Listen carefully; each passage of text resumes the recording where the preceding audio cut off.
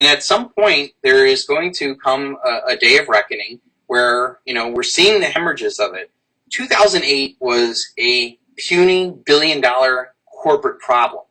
And yet we all acted like the end of the world was going to happen. And it could have happened, if not for larger. Remember I talked about, and when there's regional currency crises, there were larger currencies. Now, the 2008, which was a puny billion-dollar currency or debt crisis, got absorbed. None of the debts got wiped out. Nobody went to jail, and nothing got fixed. But what happened? They added $57 trillion worth of now sovereign-level debt. These central banks, these countries out there, they sucked up all the bad bets from the corporate level. Nothing got bad, so they sucked up all this poisonous debt, and they just put it on their balance sheet. And I'm telling people, the next crisis, whenever it happens, is not going to be like 2008. So I'm sure a lot of people suffered under 2008. You have to really remember what it was like. I mean, people were like, God, where's the economy going? We're going into depression, all that other stuff.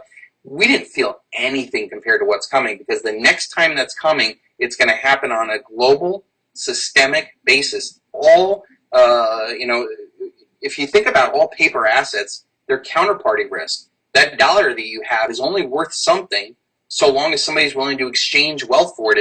It's a future promise on wealth. That's what all paper assets are, is future promises on wealth. Wealth itself is real tangible things you can use, things you can eat, things you can touch. And all these paper assets have counterparty risk, whereas it's only worth what the person on the other side of this promise makes it. So we all hold Federal Reserve notes. Well, who's our counterparty risk? The Federal Reserve and the government.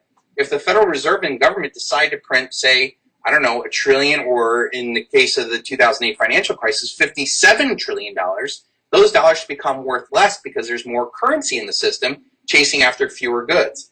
And so that's what's coming. And if people don't wrap their mind around this, I'm not being dramatic. You're dooming your family to generational poverty, because what's on the other side of this collapse is not going to be like 2008, where,